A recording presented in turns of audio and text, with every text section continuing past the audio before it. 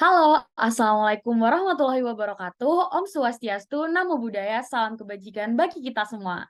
Selamat datang di podcast Lugri Cup of the Tea yang akan menemani teman-teman sekalian 30 sampai 40 ke depan dengan topik menarik yang tentunya ditemani oleh saya, Email, yang akan menjembatani perbincangan hangat pada sore hari ini nih, teman-teman. Lugri Cup of Tea kali ini akan mengangkat topik tentang masalah banjir yang sering banget kejadian nih. Tentunya aku juga nggak bakalan sendirian. Aku udah kedatangan dua narasumber yang luar biasa hebat dan ikut menemani perbincangan kita pada hari ini nih. Silakan boleh nih kakak-kakak dari Kak Novel dan Kak Karin untuk memperkenalkan diri. Mungkin boleh dari Kak Novel dulu nih.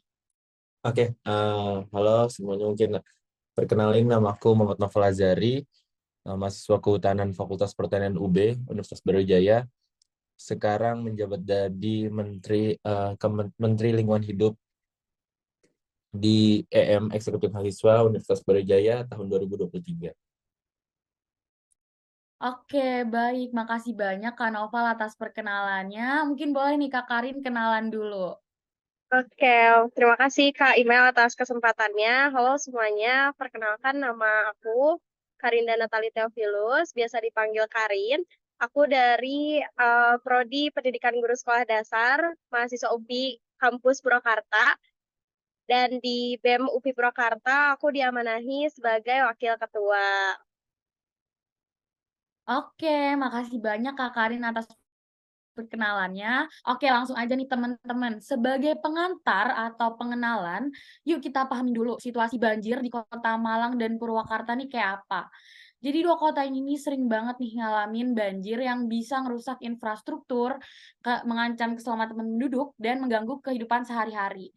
Banjir di Malang dan Purwakarta ini bisa disebabkan oleh beberapa faktor, kayak curah hujan, aliran sungai yang nggak lancar, drainase yang buruk, dan juga perubahan lingkungan. Jadi boleh nggak sih? Jadi kita langsung aja nih bahas penyebab banjir di Malang sama Purwakarta lebih mendalam. Salah satu faktor utama yang pertama adalah curah hujan yang tinggi nih teman-teman, terutama selama musim hujan. Hujan yang deras dan intensitas yang tinggi ini dapat membanjiri saluran drainase yang sudah tidak mampu menampung air dalam jumlah besar. Selain itu, pembangunan yang tidak terencana di daerah rawan banjir juga bisa mempengaruhi aliran air dan memperburuk suasana banjir nih teman-teman. Kalau dari kakak-kakak sendiri nih, setuju nggak sih sama pernyataan di atas? Atau punya pendapat lain mengenai apa sih penyebab utama banjir yang terjadi di Kota Malang dan juga Purwakarta? Kayak apa ada faktor lingkungan, infrastruktur yang buruk, atau perubahan iklim yang mempengaruhinya? Mungkin bisa nih dari Kak Karin dulu, dari Kota Purwakarta. Oke, wah seru banget ya Kak untuk topiknya gitu terkait banjir dan kita membandingkan antar dua daerah gitu ya dari Brawijaya dan juga Purwakarta. Sebetulnya Benar. kalau dari aku pribadi gitu, karena aku sebetulnya bukan orang asli Purwakarta gitu ya, pendatang merantau gitu karena kuliah jadi ada di Purwakarta, tapi aku cukup lama deh jarang pulang juga ke daerah aku gitu sekitar 3 tahunan aku udah di sini gitu. Jadi kurang lebihnya udah apa ya tahu gitu beberapa hal yang ada di Purwakarta dan juga udah sempet nanya-nanya juga nih ngobrol-ngobrol sama yang akamsinya langsung gitu ya dari Purwakarta sendiri. Sebetulnya gimana kondisi Purwakarta ketika terjadinya banjir gitu dan kondisi Purwakarta tuh memang sering banjir kah atau seperti apa dan faktor biasanya tuh disebabkan oleh apa kayak gitu.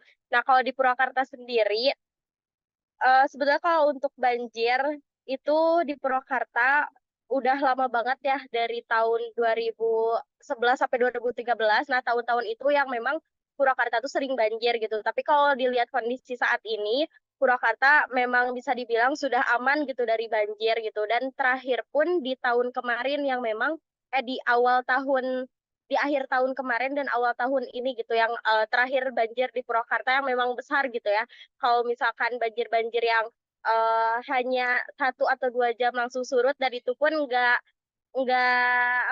tinggi banget gitu ya si banjirnya itu nggak terlalu bandang gitu itu nggak terlalu sering juga gitu tapi kalau yang emang bandang banget itu terakhir tadi di akhir tahun dan awal tahun ini dan juga di 2011 sampai 2013-an sekitar di tahun segitu gitu.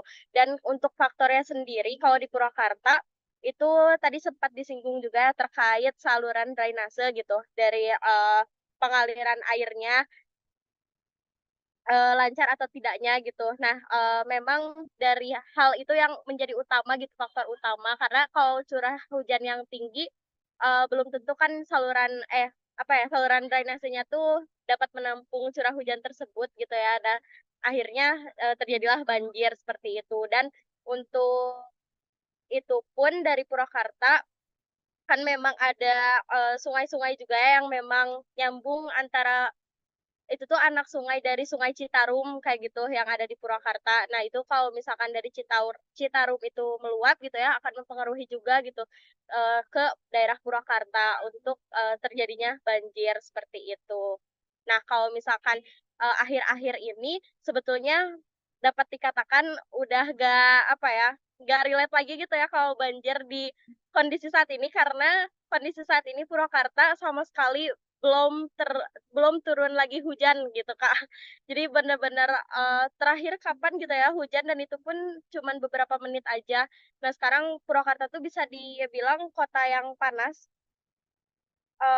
gitu ya, bukan Purwakarta tuh bisa dibilang kota ataupun kabupaten karena memang, mungkin di sini beberapa orang ada yang belum tahu juga gitu ya terkait Purwakarta itu di mana sih kayak gitu. Karena Purwakarta memang, kota lewat gitu, kota selewat aja antara Bandung dan Jakarta. Jadi cuman beberapa orang doang mungkin yang tahu terkait Purwakarta dan, kalau Purwakarta itu, secara administratifnya mah, itu kabupaten seperti itu, Kabupaten Purwakarta, kayak gitu, Kak.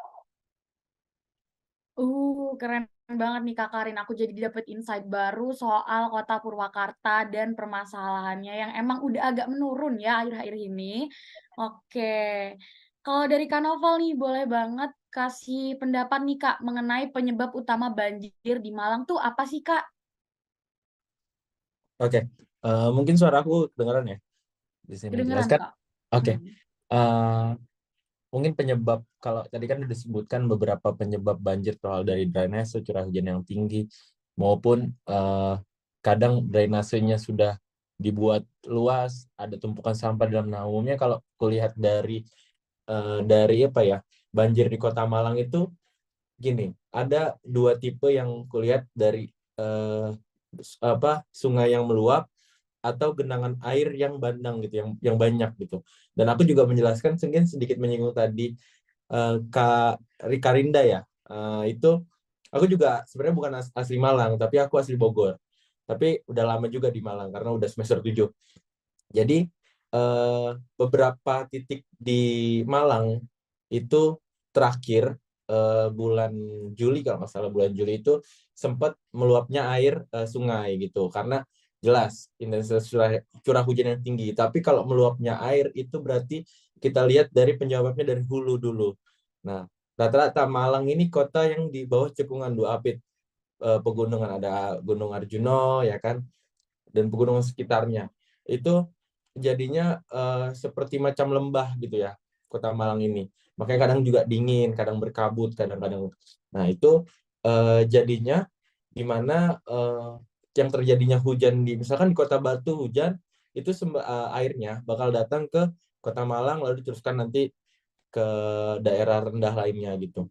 Nah, jadi beberapa titik juga di Kota Malang, contohnya di jalan-jalan besar, itu terdapat genangan air jelas karena drainasenya yang buruk. Mungkin sebenarnya Kota Malang ini udah dibuatkan sistem drainasenya yang agak luas. Kalau kita bilangnya got ya, got air aliran air di samping jalan tuh, got itu udah dibuat luas. Cuma kadang kalau diselidiki lagi, banyaknya tumpukan sampah yang di situ gitu loh. Jadi ketika nantinya hujan deras, curah air yang tinggi, debit air yang tinggi, nah mulailah terjadi genangan air. Drainase tertutup, genangan air banjir meluas. Nah, jadi beberapa titik di Kota Malang itu nanti ada yang disebabkan oleh sungai yang meluap maupun dari drainase yang buruk. Juga kalau dilihat dari Kota Malang itu sendiri, sebenarnya Kota Malang itu memiliki curah hujan yang ya tinggi, tapi akhir-akhir ini juga selama sebulan, aku dari bulan tanggal 8 kemarin, bulan kemarin sampai tanggal sekarang belum juga hujan. Nah, mungkin kalau diartikan siapa tahu nantinya ketika datang hujan atau musim hujan, mulai kembali musim hujan, akan terjadi hujan apa dengan curah hujan yang tinggi. Kayak gitu sih umumnya kalau di Kota Malang. Wih, oke. Makasih banyak Kak Noval atas pendapatnya. Jujur banget nih, aku setuju banget sama pendapat kakak-kakak kalau penyebab utama banjir tuh yang tadi diomongin nih teman-teman, kayak yang drainase buruk, ataupun apalagi nih, infrastruktur yang buruk. Nah, karena banyaknya penyebab tadi nih, akhirnya kan banyak ya masyarakat tuh yang terdampak sama banjir ini. Jadi, menurut kakak-kakak sendiri nih, gimana sih dampak banjir terhadap masyarakat yang ada di Malang sama Purwakarta? Ada nggak sih kerugian fisik, ekonomi, atau sosial yang signifikan? Mungkin boleh nih dari Konoval dulu. Oke, mungkin kalau kita kerucutkan ya, kalau UB kan di Kota Malang, dampaknya dari banjir. Tapi umumnya di Kota Malang tuh kalau banjir tuh nggak lama-lama, mungkin sehari, 2 hari, itu pun 2 hari juga udah terbilang lama kalau di Kota Malang. Makanya kadang kalau dikatakan dampak dari banjir ini, pertama jelas, pasti kalau titiknya Kota Malang tuh biasanya di kota ini kemacetan. Nah, itu membuat macet kendaraan-kendaraan. Karena umumnya apa kan banyak kendaraan Kota Malang ini kan udah banyak banget ya, dari mahasiswa nomor satu malah itu kemacetan. Lalu kalau misalkan dari segi ekonominya, lebih dalam merusak apa ya rumah-rumah warga yang terkena lah, ya kan. Jadi kalau kerugian pribadinya lebih ke dampak rumah, maupun kalau misalkan tokonya yang kena, nah tokonya yang ekonominya kena gitu.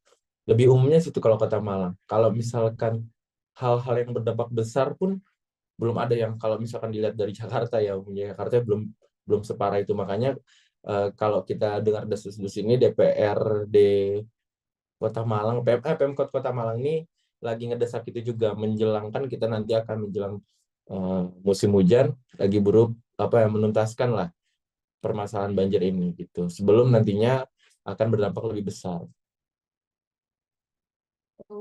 Oke oke. Makasih banyak Kak Noval atas insight-nya.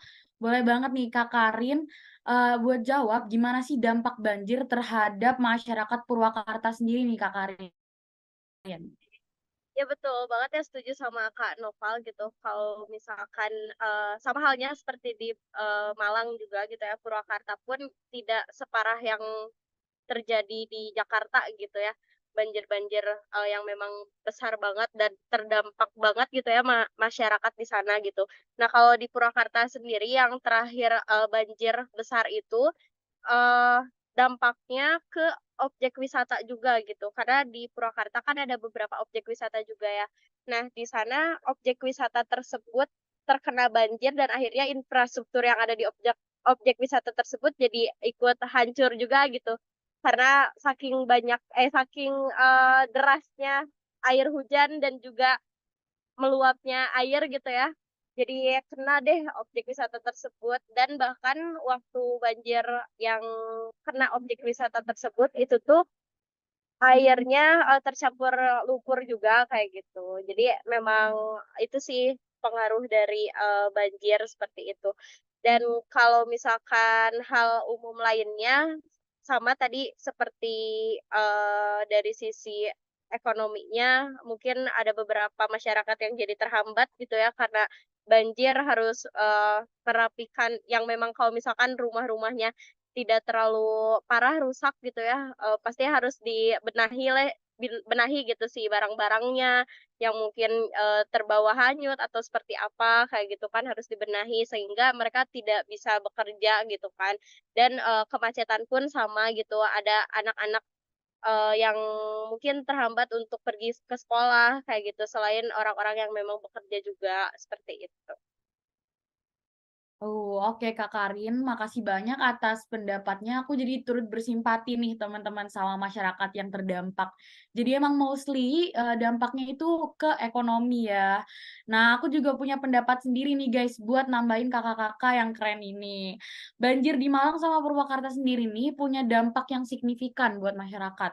Gak cuman kerugian material seperti yang dibilang sama Kak Karin dan Kak Noval, eh, seperti kerusakan rumah dan infrastruktur, banjir itu juga bisa menyebabkan gangguan pada transportasi, kayak yang udah di-mention sama Kanoval.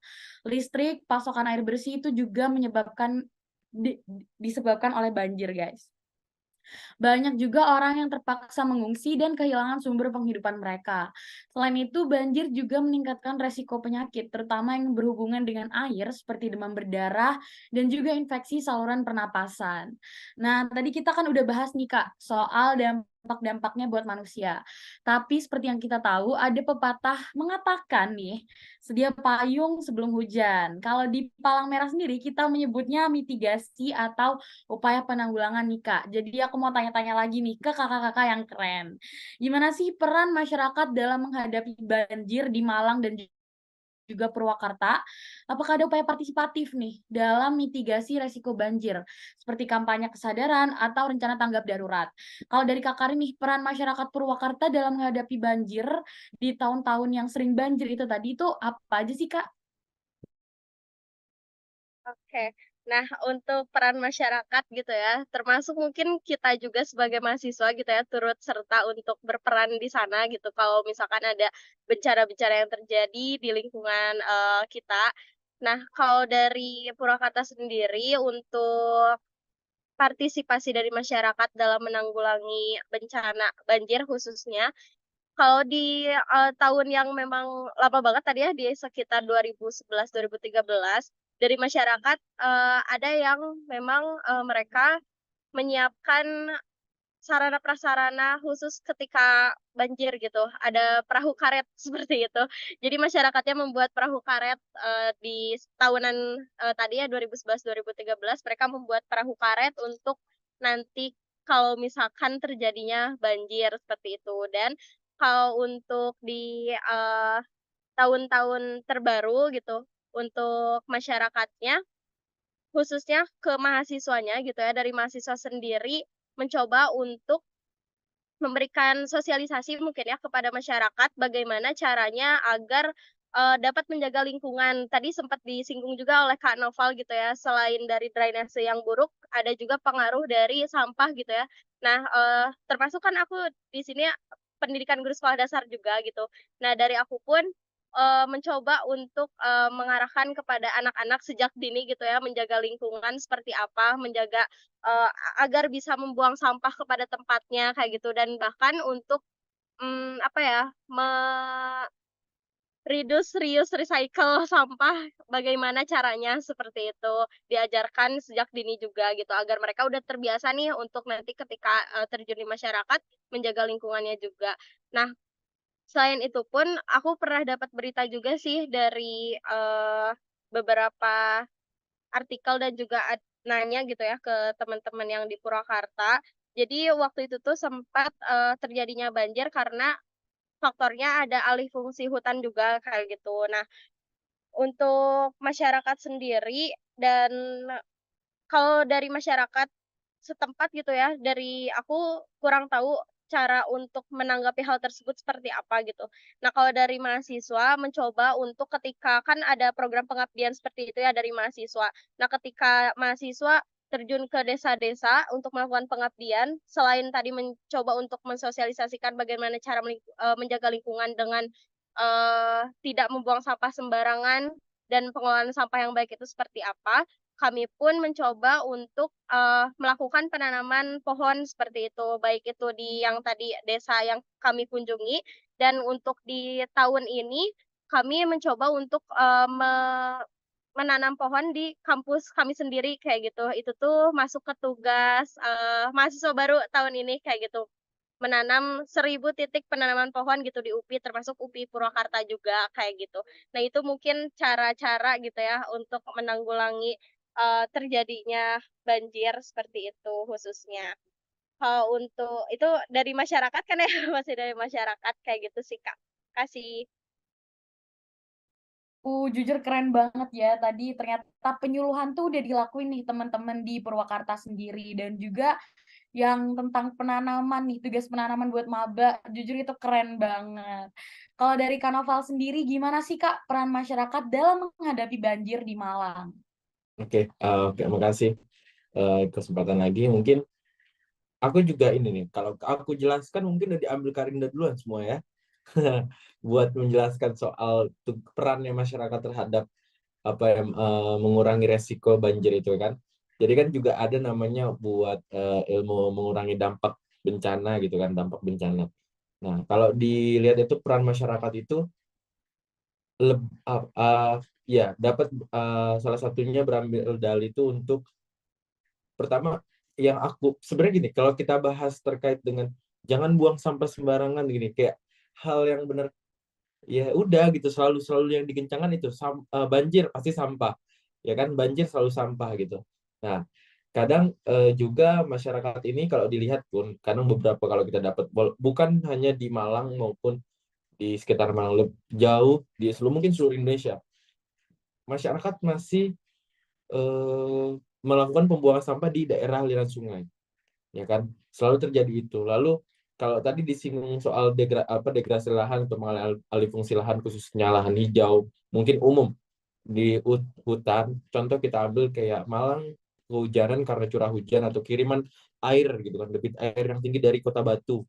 Nah kita lihat sendiri Kota Batu juga udah berubah gitu loh, dari topografinya bahkan yang tadinya hijau sekarang udah banyak masuk pembangunan, bahkan beberapa warga juga ikut mendukung gitu loh, karena dengan dalih menaikkan ekonomi di eh, lingkungan sekitarnya gitu. Nah perannya masyarakat juga di sini juga selain kita memberikan sosialisasi terkait jangan buang sampah maupun jaga lingkungannya, karena kan ujungnya kita yang kena dampak kita juga, mungkin yang di atas atau mungkin yang di dataran tinggi ya terserah gitu, nggak mungkin kena dampak banjir atau mungkin ya cuma kena amit-amit kayak tanah longsor dan lain-lainnya. Itu kan juga selain dari pengubahan lahan itu dampak longsor juga bisa terjadi gitu loh. Makanya peran masyarakat di sini benar-benar kayak kadang juga masyarakat juga punya program sendiri, kadang di RW RT apa itu dia punya kayak setiap setiap tahun berapa itu yang hari raya mungkin nanti dijadikan tadi 3R itu recycle, reduce itu nanti entah sampahnya dijadikan apa, atau beberapa warga juga telah menjadikan program bank sampahnya, nanti sampah ditukarkan jadi uang. Nah itu kan juga salah satu kegiatan-kegiatan yang mengurangi buat banjir itu sendiri gitu loh. Nah peran masyarakat itu juga salah satunya yang penting adalah memahami kondisi lingkungannya. Contoh mungkin emang nggak wajar dia nggak bakal terkena dampak banjir, dia di dataran tinggi, lebih tinggi lagi. Nah tapi dia juga harus eh, care dengan lingkungan sekitar. Oke, kalau misalkan saya di dataran tinggi berarti tugas saya untuk mengelola banjir ya nggak boleh lahan yang hijau ini digantikan untuk pertanian, di dalam daerah resapan ini untuk dijadikan rumah, bangunan lagi, memperluas lahan dia lagi di pertanian atau seperti itu sih. Jadi mungkin kita masuk dia aja di masyarakat dulu sebelum masuk lebih luas. Mungkin cukup sih dari itu. Oke, makasih banyak Kak Novel atas pendapatnya. Jadi kita tahu nih, apa sih yang harus kita lakuin sebelum banjir datang, teman-teman. Tapi aku mau tanya lagi nih, yang masih berhubungan sama mitigasi oleh masyarakat. Gimana sih Kak langkah-langkah preventif yang dapat diambil oleh masyarakat Malang dan juga Purwakarta untuk mengurangi resiko banjir di wilayah mereka sendiri? Apakah ada praktik pengelolaan air atau tata ruang yang dapat diterapkan di tingkat individu? Mungkin dari Kak Noval sendiri bisa jawab nih Kak, pendapatnya gimana? Berarti kalau tadi pertanyaannya itu lebih langkah preventif untuk masyarakat ya, untuk mengurangi dampak ya kan, mitigasi banjir itu ya benernya Iya. gitu ya. Oke. Mungkin aku jawab kayak langkah yang itu tadi yang kusebutkan itu, masyarakat harus aware, harus care sama lingkungannya. tadi yang telah aku sebutkan, kalau memang pun dia dataran tinggi ya dia harus nggak boleh mengalihkan fungsi lahan daerah resapan itu yang harus jadi resapan agar debit air yang di atas tidak tinggi ke bawah gitu, debit airnya tidak tinggi ke bawah. Yang di bawah juga menjaga lingkungannya, contoh nggak buang sampah sembarangan. Kenapa? Nanti drainasenya tersumbat. Jangan membuat bangunan yang menghalangi drainase, contoh pelebaran dia rumah kah atau halamannya di situ. Terus kalau mitigasinya, eh, memang banjir nggak belum tentu, walaupun kita kita sudah menyiapkan, ya kadang ada aja gitu ya kan, namanya bencana ya. Masyarakat juga harus memahami kalau misalkan kadang kita sudah buat eh, apa namanya pencegahannya, tapi terjadi banjir lagi. Itu dia persiapan, kayak contoh tadi, kalau ini udah masuk musim hujan nih ya, terus kayak udah semalaman atau 2 sehari ini hujan terus, berarti ya itu masyarakat juga harus mengelola rumahnya.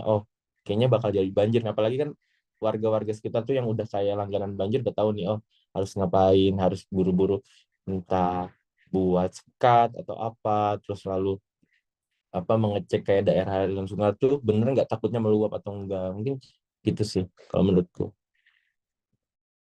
Keren, boleh. Kalau dari Kota Purwakarta sendiri nih Kak, gimana sih langkah-langkah preventif yang bisa diambil sama masyarakat Purwakarta? Mungkin boleh nih Kak Karin. Ya, oke. Nah, kalau yang setahu aku gitu ya dari masyarakat yang memang dekat sama kampus UPI Purwakarta gitu, dari mereka tuh memang tadi dari Karnaval mungkin mau menyinggung juga ya, dari setiap masyarakat pasti ada program tertentu juga gitu, mungkin bulanan atau tahunan gitu, program rutin dalam bentuk apapun, mungkin mengecek drainasenya dan sebagainya. Nah, kalau yang aku lihat sendiri gitu dari masyarakat di sini, mereka hal simpel mungkin ya adalah kerja bakti gitu ya, kerja bakti untuk melihat drainasenya masih aman atau tidak dari sampah ataupun dari tersumbatnya sampah, ataupun memang dikhawatirkannya ada drainase yang sudah tidak layak gitu ya untuk segera dibangun kembali seperti itu. Nah, kalau dari masyarakat di sini tadi melakukan kerja bakti hal simpelnya, dan dari kami pun selain masyarakatnya yang menginisiasi gitu, dari kami khususnya dari BEM UPI Purwakarta itu ada program di tahun ini gitu terkait bakti rakyat gitu. Selain kita berkunjung ke desa-desa, kami pun melihat lingkungan sekitar di UPI Purwakarta, masyarakat yang dekat-dekat UPI Purwakarta untuk melakukan kerja bakti bersama seperti itu. Waktu di bulan kemarin kalau tidak salah gitu ya, kami membersihkan selokan-selokan di daerah sekitaran kami seperti itu. Dan memang bisa dibilang kan kalau yang di sekitaran UPI Purwakarta itu tidak tidak sering banjir gitu ya, yang memang cuman semata kaki mungkin kalau memang hujannya sangat deras seperti itu. Tapi ternyata di selokan-selokannya pun ada aja gitu banyak sampah yang tersumbat seperti itu. Mungkin bisa jadi menyebabkan yang tadi banjirnya cuma semata kaki, jadi dari situ gitu penyebabnya kayak gitu. Nah, kami melakukan hal itu, hal simpel bersama masyarakat untuk melakukan kerja bakti di sekitaran keliling-keliling gitu ya, di sekitaran UPI Purwakarta. Terus dan menghasilkan memang banyak sekali sampah gitu di selokan-selokan tersebut. Mungkin bisa dibilang mencontoh dari Pandawara ya. Pandawara seperti itu. Boleh. Makasih banget nih Kak Karin sama Kak Noval atas jawabannya yang kece-kece. Apalagi tadi mention Pandawara juga, jujur aku setuju. Nah, kalau masyarakat tuh udah berperan banyak ya teman-teman dalam membantu menghadapi masalah banjir di Kota Malang sama Purwakarta nih. Tapi nggak cuma masyarakat nggak sih yang berperan dalam menghadapi banjir. Pemerintah nih ternyata juga berupaya keras buat menghadapi banjir. Contohnya kayak di tempat aku sekarang tinggal sendiri nih di Malang, pemerintah setempat itu udah ngelakuin beberapa langkah untuk meningkatkan sistem drainase dan juga pengendalian banjir. Proyek-proyek pembenahan saluran drainase, pembersihan sungai, dan juga pembangunan tanggul itu udah dilakuin. Selain itu, penggunaan teknologi seperti pemantauan cuaca dan sistem peringatan dini telah diterapkan untuk memberikan peringatan kepada masyarakat sebelum banjir terjadi nih teman-teman. Nah, kalau yang aku tahu sendiri nih kan ya Kak di Malang nih, karena emang udah aku rasakan dan lihat setiap harinya. Kalau dari pemerintah Purwakarta sendiri tuh gimana sih Kak upaya penanggulangannya? Mungkin Kak Karin boleh nih dijawab. Oke, nah, untuk pemerintah sendiri gitu ya, bagaimana cara, mereka menanggulangi bencana ini gitu ya, untuk kotanya sendiri. Aku dapat, berita waktu sebelumnya aku belum tahu ya waktu, di tahun-tahun ini seperti apa gitu pemerintah upayanya untuk menanggulangi banjir. Tapi pas, ada info terbaru yang aku dapatkan ketika yang tadi aku sebut di tahun 2011, 2013 yang memang lagi rawan-rawannya banjir di Purwakarta, itu dari suatu desa yang ada di Purwakarta, mereka berupaya untuk mengajukan anggaran gitu ya kepada, pemerintah agar dapat dibangun, tanggul seperti itu dan, memperbaiki, saluran-saluran yang ada di desa tersebut. Dan pada akhirnya pemerintah di Purwakarta memberikan gitu anggaran, dikucurkannya anggaran tersebut ke, desa yang memang rawan banjir sekitar 150 miliar kalau tidak salah. Dan akhirnya desa tersebut sampai sekarang sudah aman gitu dari banjir. Nah, itu mungkin info terbaru yang aku dapat, salah satu upaya dari pemerintah Purwakarta untuk menanggulangi banjir di sini, gitu, Kak. Oke, makasih banyak nih insight-nya Kak Karin. Aku akhirnya tahu nih, apa sih yang dilakuin sama pemerintah Purwakarta untuk membantu menghadapi permasalahan banjir nih. Nah, tadi kita juga udah mulai bahas kan soal teknologi-teknologi, karena udah masuk juga kita nih ke era digitalisasi, guys. Jadi aku punya pertanyaan nih buat Kak Noval sama Kak Karin. Gimana sih Kak peran teknologi dalam penanggulangan banjir di Malang sama Purwakarta? Apakah ada penggunaan sistem peringatan dini, penginderaan jauh, atau teknologi lainnya nih yang bisa ngebantu kita dalam menghadapi banjir? Mungkin dari Kak Noval bisa nih Kak. Oke, mungkin kan tadi sudah ya kalau dari peran pemerintah soal mengatasi banjir ini disebutkan sama siapa tadi sih? Karin Kak. Kak Baik, Karin. enggak email sama email dong. Nah, Oh, oke. yang udah dibacakan dari peran pemerintah Kota Malang ya kan. Nah, Iya benar Kak. mungkin ada tambahan yang dikoneksikan terkait dengan teknologi. Sebelum masuk ke teknologi, mungkin aku tambahkan dulu penambahan dari peran pemerintah. Ada yang satu kekurangan terkait pengatasan bencana banjir, yaitu mengenali mengenali dulu penyebab banjir ini karena di berbagai titik itu kan beda-beda banjir yang bagaimana dulu penyebabnya. Contoh, kalau aku pernah kepikiran solusi untuk terkait dengan beberapa titik daerah Singai itu juga harus dibuatkan pembuangan tempat pembuangan sementara gitu loh.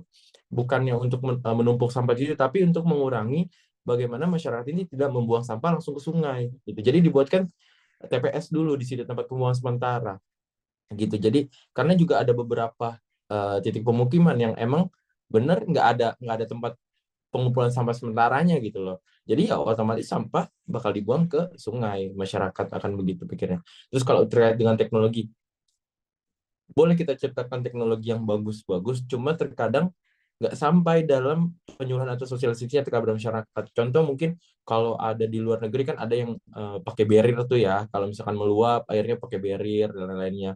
Cuma juga dikenali apakah bisa nggak sih sungai di Malang ini kalau meluap harus dipakai barrier. Bahkan kalau sungai langsung ke rumah warga gitu loh sampingnya ya, mau dipasang di mana barriernya kan nggak bisa. Nah, terus juga teknologi yang diciptakan ini ya tadi buat mengetahui oke, udah ada nih debit air, misalkan ada beberapa titik ditaruh ya, harus dari di sungai-sungai beberapa titik atau di beberapa titik ya sungai lah itu, oh debit airnya udah mencapai segini nih ya kan, karena curah hujan yang tinggi atau kiriman air atau debit tinggi itu udah tinggi nih. Nah berarti masyarakat ya ada himbauan kepada masyarakat melalui bagaimana, apakah dihimbaukan karena juga harus siapa tahu Pemkot Malang atau Indonesia ini bisa buat aplikasi khusus bencana gitu loh. Jadi ada pantauan di situ nanti setiap data yang kayak debit airnya tinggi atau terjadi apa di situ daerah itu ya kita bisa ngecek di situ. Nanti kan ada keluar notification kan. Jadi udah tinggi nih, jadi masyarakat tahu gitu loh, siap-siap mau banjir karena kan sebenarnya meminimalisir korban jiwanya di situ. Takutnya contoh misalkan ada yang manula atau apa agak terendam amit-amit kan. Jadi di situ kan meminimalisir bisa teknologi yang bisa dibuat aplikasi nanti dari titik itu dikirimkan karena kan kalau kita lihat kan ada yang sudah pakai contoh kayak misalkan kebakaran hutan ya kan titik hotspotnya di sini udah titik panas gini gitu kan itu bisa dikirimkan datanya ke pusat lalu diinformasikan ke sekitarnya mungkin seperti itu sih aplikasi cukup sih dari aku.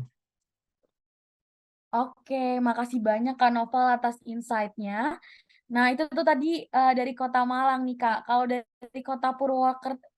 dari Purwokerto sendiri nih, ada nggak sih penggunaan sistem teknologi seperti itu? Oke, Purwakarta ya Kak. Ya, Takutnya jadi sorry. salah ntar. Ya, nah kalau dari Purwakarta, kalau sejauh yang aku tahu itu teknologi belum se belum se apa ya secanggih yang memang diharapkan mungkin ya yang ada tadi yang disebutkan Kak Noval mungkin ada aplikasinya dan sebagainya seperti itu.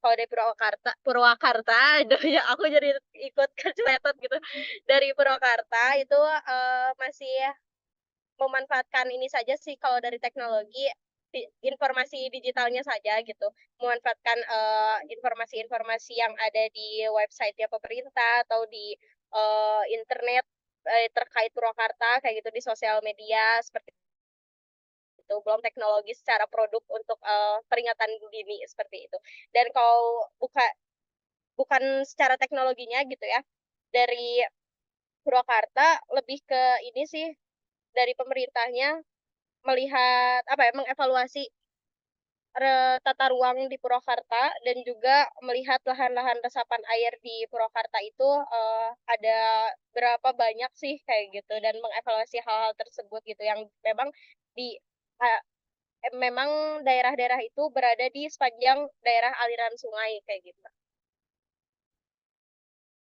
Oke, makasih banyak Kak Karin atas jawabannya. Sebelumnya makasih banyak nih kakak-kakak, Kak Noval dari Menteri Lingkungan Hidup EMUB, dan juga Kak Karin sebagai perwakilan dari BEM UPI, sebagai wakil ketua BEM UPI nih. Yang udah sharing-sharing soal masalah banjir di kota-kota kayak Malang dan juga Purwakarta. Tapi sayang banget nih guys, obrolan seru kita pada hari ini cuma bisa sampai di sini nih. Tapi sebelum beranjak, aku mau bacain dulu nih simpulan dari obrolan seru kita pada hari ini. Jadi di podcast ini tuh kita udah bahas soal banjir di Malang sama Purwakarta, penyebabnya, dampaknya, sama upaya yang bisa kita lakuin untuk mengatasi masalah ini. Meskipun tantangannya masih ada, tapi dengan kerjasama dan tindakan yang tepat antara masyarakat, mahasiswa, dan juga pemerintah, kita bisa nih cari solusi yang berkelanjutan untuk mengurangi resiko banjir di Kota Malang sama Purwakarta. Jadi mari kita semua berkontribusi dalam menjaga lingkungan dan membangun masyarakat yang tangguh terhadap banjir, teman-teman. Jadi jangan lupa ya untuk berkontribusi ke lingkungan kamu dimulai dari diri kamu sendiri. Aku email sebagai podcaster kamu hari ini. Sampai jumpa di episode podcast berikutnya ya.